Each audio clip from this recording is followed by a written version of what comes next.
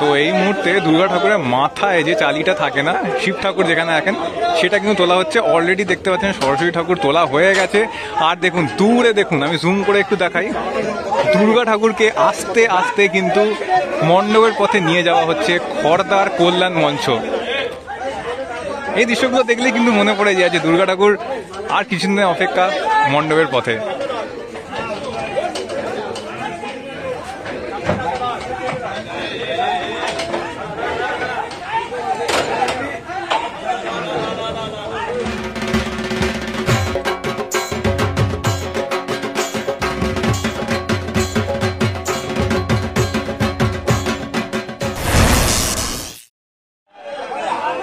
তো এই মুহূর্তে ঠাকুরকে ট্রলিতে ওঠানো হচ্ছে, যেটা 4 চাকার লোহার যেটা হয়, সেটাতে তুলে সম্পূর্ণটাকে কিন্তু বাইরে নিয়ে আসা হবে।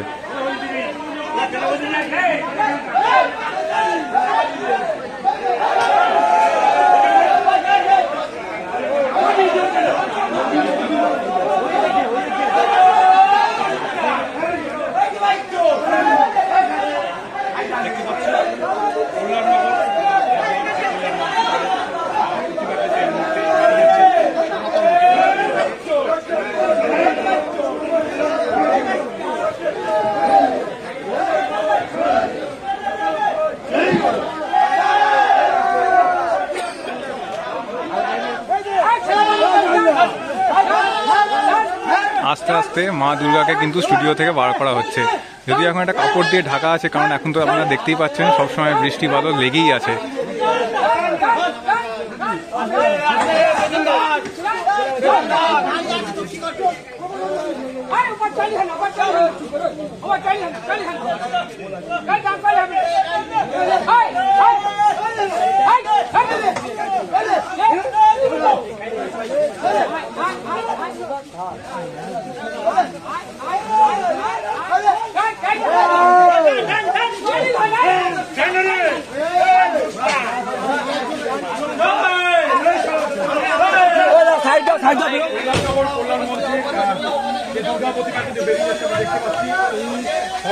কল্যাণনগর কল্যাণ মঞ্চে দুর্গা প্রতিমা এই মুহূর্তে সনাতন দুর্যোগপালের স্টুডিও থেকে বেরিয়ে চলেছে।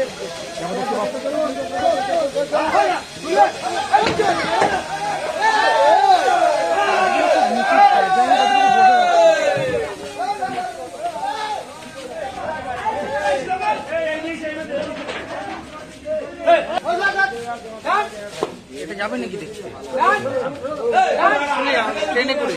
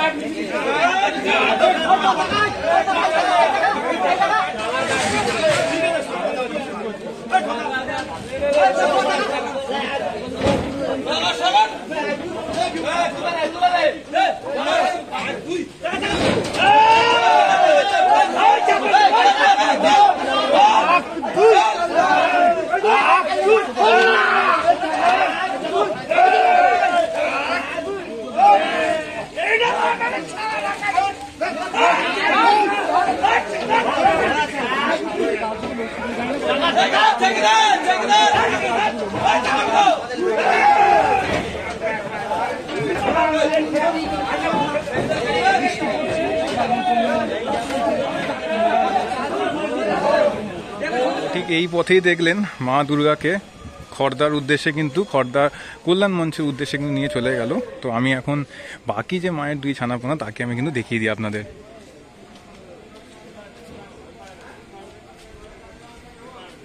এই যে লক্ষ্মী ঠাকুরকে এখন জুম করে আমি দেখাই, মা লক্ষ্মীকে এখন টানা হচ্ছে, আপনারা দেখতে পাচ্ছেন। আর কিছুক্ষণের মধ্যেই কিন্তু দূরে দেখতে পাচ্ছেন গণপতি বাবা। বেশ সুন্দর কিন্তু গণেশটা, দারুণ দেখতে গণেশ ঠাকুরকে, বেশ সুন্দর লাগলো।